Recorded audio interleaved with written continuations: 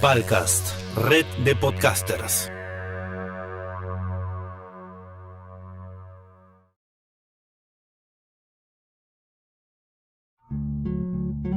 Bienvenidos a nuestro podcast, Diseño y Arquitectura, Conceptos, Tendencias y Especialidades. Mi nombre es Melissa Elvers, soy arquitecta peruana y me desarrollo en el rubro de diseño arquitectónico y diseño interior.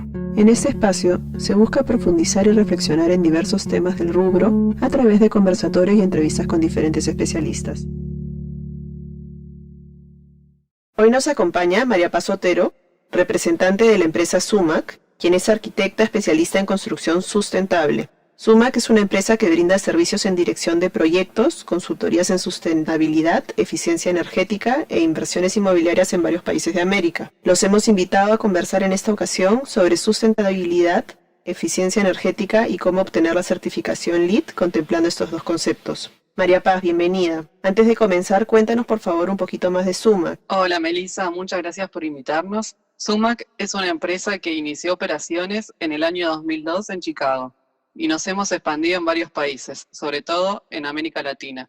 Tal como mencionaste, Sumac brinda servicios en dirección de proyectos, consultoría en sustentabilidad y arquitectura, todo con miras de la sustentabilidad y eficiencia. Además, estamos trabajando en proyectos de campos solares en Chile y hemos abierto un fondo de inversión para proyectos inmobiliarios sustentables en Estados Unidos.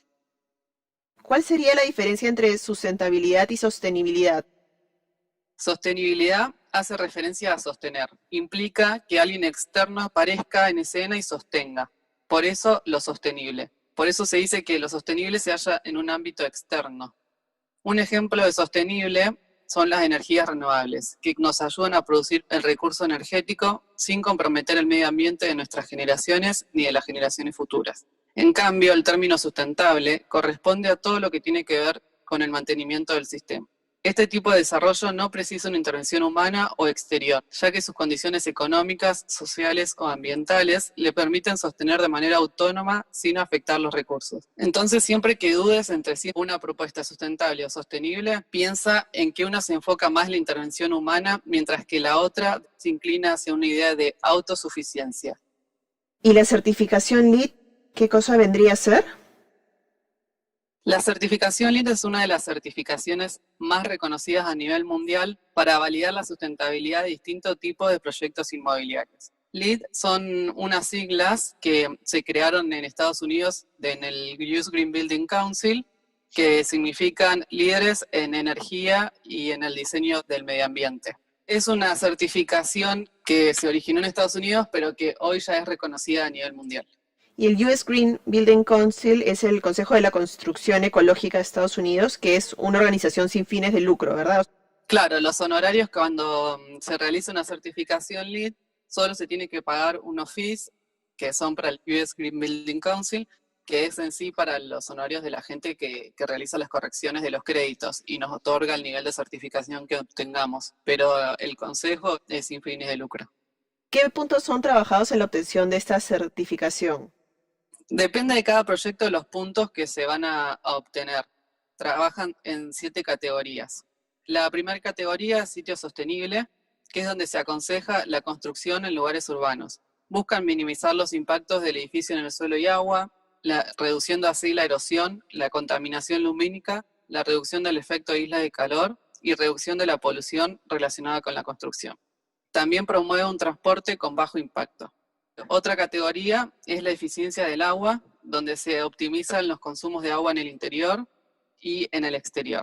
En esta categoría, en cuanto a la optimización del consumo del agua en el interior y en la eficiencia de instalaciones, se refieren a temas o puntos como ponte temporizadores en los caños, reuso de aguas residuales, equipos e instalaciones, aparatos sanitarios con sistemas de eficiencia de agua, ¿verdad?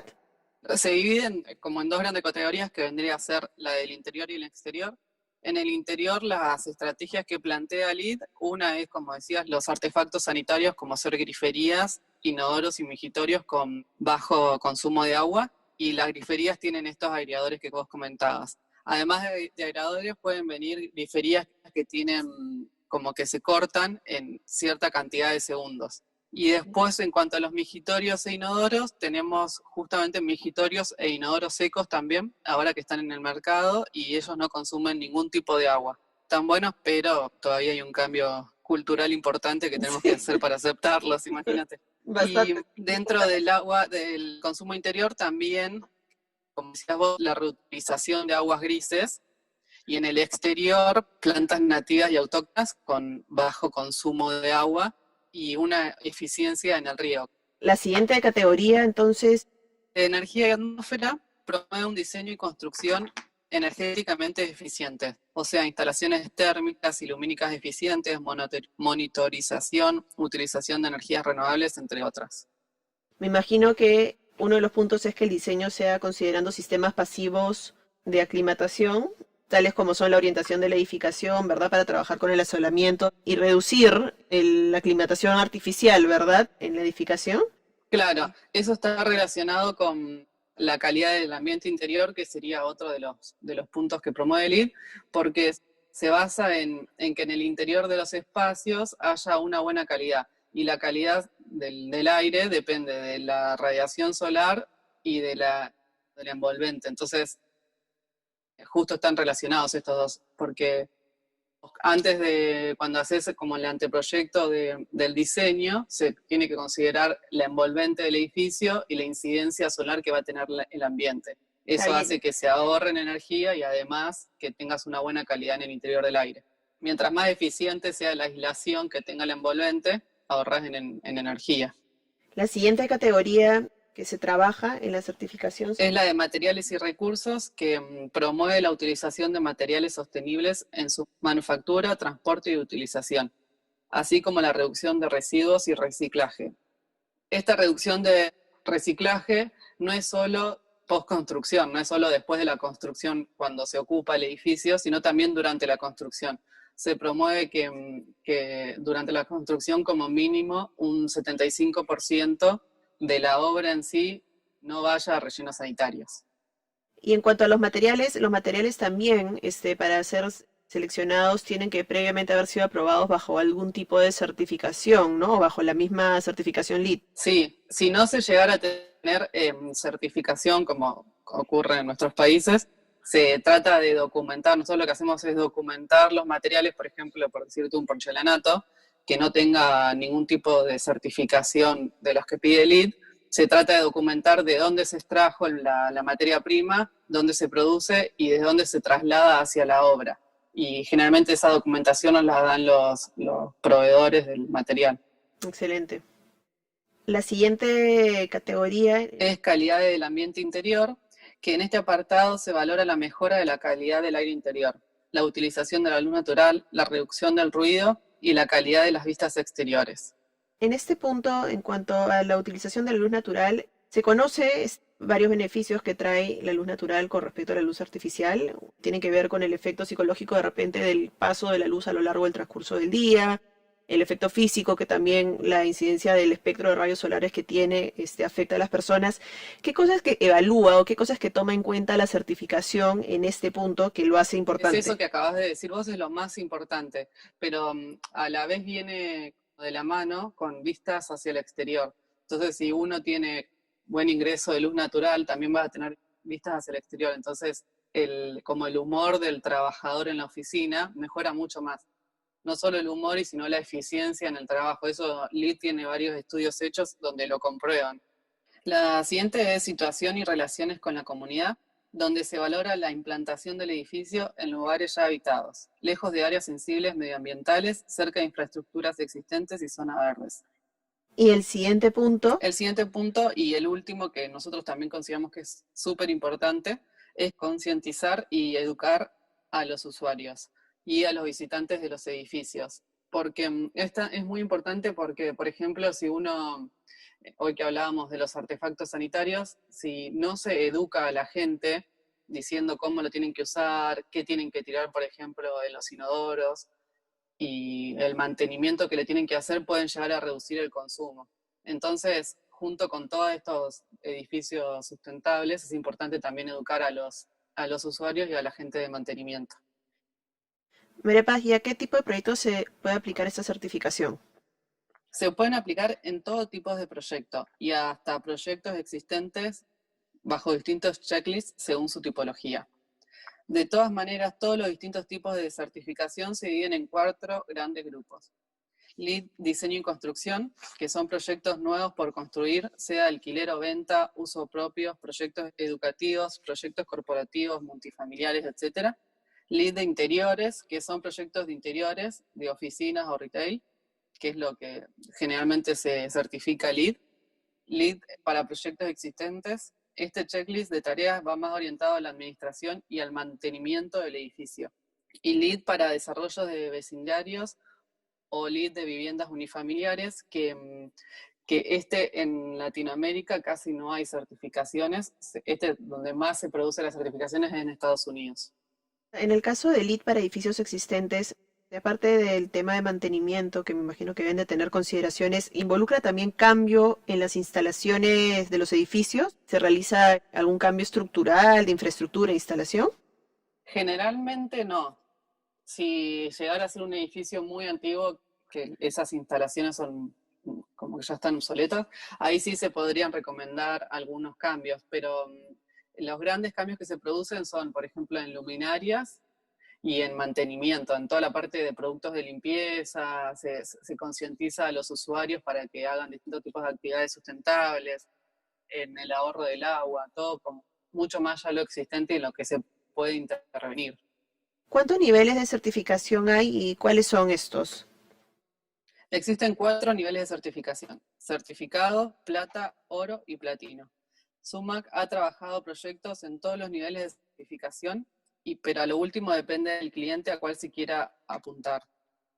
¿Qué es lo más común en este caso? Lo más común es plata Plata. y oro. Oro más llegando a plata que a platino. ¿Cuáles son los beneficios de obtener la certificación? Los beneficios son varios. Uno importante es la reducción de costos operativos, tanto en agua como energía. Otro es la reducción de costos durante la construcción del proyecto. Otro beneficio es la obtención de incentivos tributarios, definitivamente aportar a la disminución de recursos, la reducción de huella de carbono, gran diferencial para tu proyecto en el mercado inmobiliario e incremento del valor del edificio, ya que resulta más atractivo para multinacionales que requieren alquilar espacios sustentables. Y es verdad que si bien la inversión inicial es mayor, a largo plazo se logra generar un ahorro. Dependiendo del proyecto, el plazo de retorno de la inversión va variando. Por ejemplo, invertir en calentadores de agua solar no es una inversión muy alta y su recupero suele ser en 3 años aproximadamente.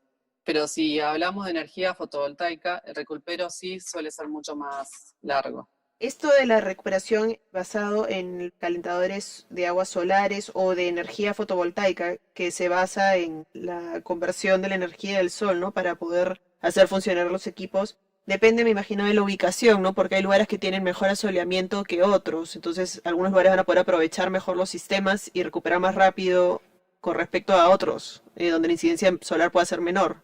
Sí, igual Perú tiene buena incidencia solar como en todo el país. Sí va a depender en sí de la ubicación del proyecto por los vecinos, porque por ahí estás en una zona que los vecinos te producen sombra o los árboles en sí. Ahí sí sería casi ineficiente instalar uno de estos sistemas. ¿Y tienen alguna referencia o métrica que muestre el incremento en costos entre un proyecto convencional y un proyecto certificado? Quizás algún tipo de referencia también del ahorro que se podría lograr al tomar algunos recursos sostenibles como energía solar o reuso de las aguas residuales. Sí, te voy a comentar un rango de las certificaciones y sus ahorros. Si se quiere tener un proyecto de certificación LEED básica, como decíamos, nivel certificación, actualmente no hay un incremento en costos de inversión, pero sí en beneficios. Se podría lograr hasta un ahorro del 10%. En cambio, si se quiere obtener una certificación de LEED platino, la inversión sería mucho más alta, por encima del 4% de la construcción tradicional, pero se podría lograr ahorros de hasta el 30%. Ustedes desarrollan consultorías en diversos países de América. ¿Algunos de estos países ya presentan incentivos del gobierno o entes gubernamentales que apoyan a los que deciden incursionar en la certificación? Sí, En Perú les brindan mayor área a construir respecto a los parámetros urbanísticos, además de algunos beneficios en la disminución de los apartamentos en el caso de vivienda. En Colombia existen los beneficios tributarios otorgados por la Unidad de Planeación Mineroenergética y la Autoridad de Licencias Ambientales. Estos te excluyen del IVA y descuentos de la renta. María Paz, muchas gracias por la entrevista. Ha sido un gusto conversar contigo. Por favor, déjanos la información donde las personas interesadas pueden contactar a tu empresa, alguna página web o correo en general para los distintos países donde se manejan. La página web de Sumac es sumacinc.com. Y ahí mismo hay un mail para que nos puedan enviar preguntas y están los teléfonos de todas las oficinas de los distintos países. Perfecto, María Paz, muchísimas gracias. Bueno, muchas gracias, Melissa, por esta oportunidad y un placer. Gracias por escucharnos. Pueden suscribirse al podcast para recibir los siguientes episodios a través de Spotify, Google y Apple Podcast. Agradecemos a Palcast, red de podcasters, por sus servicios. Pueden también seguirme en redes sociales como Melissa Elvers Arquitectura o contactar al siguiente correo info@melissaelvers.com. Palcast, red de podcasters.